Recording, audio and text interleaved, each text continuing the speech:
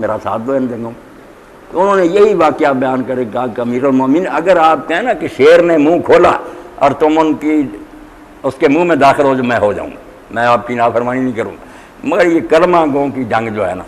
جو وہ معاملہ میرے ساتھ پیش آیا تھا اسی سے میں آج تک غمگین ہوں کہ اس کلمے کا کیا بنے گا۔ اس لیے کلمہ گوں کی جنگ میں مجھے آپ معذور سمجھیں، آپ نے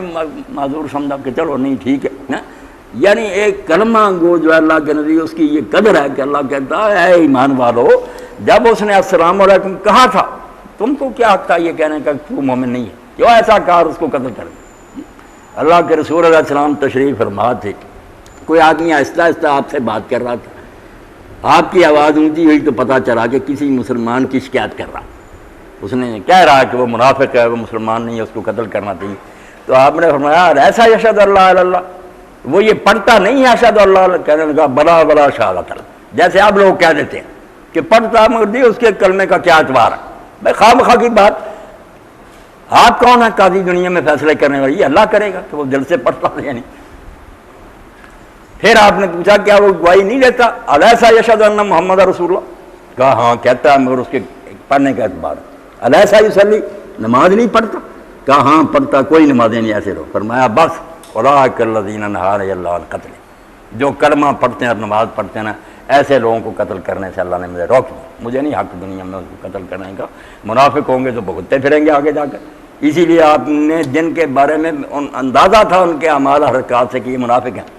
ان سے بھی مسلمان عورتوں کو نکاح ختم نہیں کیا، اچھی نیک مومن عورتیں ان کے گھروں میں رہی، وراثت میں حصہ دیا ان کو، ان کی اولادوں نے بھی وراثت لی، جنازے پڑے گئے، قبرستانوں میں دفن ہوئے، کوئی ایسی بات نہیں ہوئی۔ رسول کریم علیہ السلام پر بھی جب حکم نازل ہوا کہ آپ اس کے بعد ان کے لیے دعا نہ کریں، ایک واقعہ بھی نہیں بھی آپ نے کسی کی نماز جنازہ نہ پڑھی۔ آخری یہ آیت اتری تھی، چاہیے تھا نا کہ کوئی منافق مرتا حضور نہ پڑھ، نہیں کوئی بھی نہیں آیا،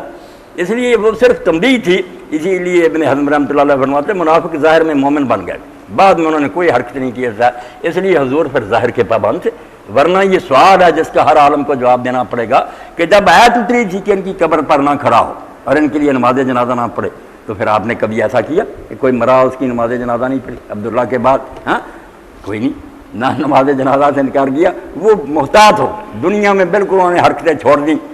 اندر سے رہے تو رہے، اندر کا معاملہ تو اللہ نے سورۃ توبہ میں کہا کہ لا تعلم نحن نعلم، تو نہیں جانتا ہم جانتے اندر سے کون ہے کون۔ تو اسی کو مولوی صاحب رحمۃ اللہ علیہ فرماتے ہیں ایک ہے قانونی اسلام ایمان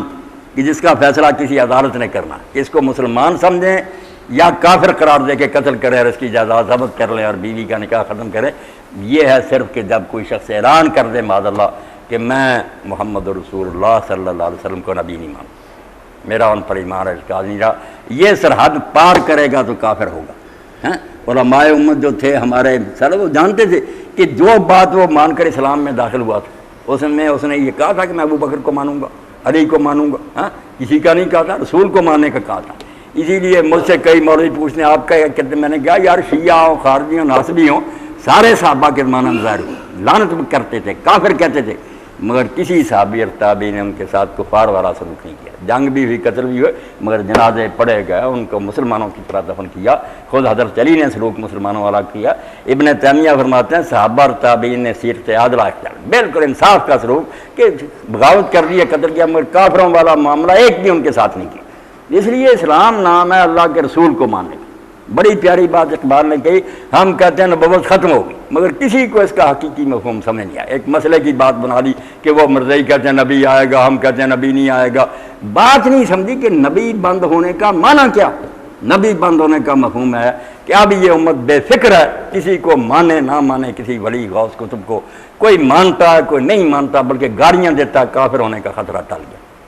اب کافر ہونے کا اندیشہ نہیں رہا۔ جو شخصیتیں اللہ کی طرف سے آتی تھیں کہ یہ اللہ کا اپائنٹڈ ہے، نہ مانو گے تو کافر ہو جاؤ، پڑھو تہجدیں نمازیں، نبی ہے نہیں مانا گیا تھا، اب وہ ڈر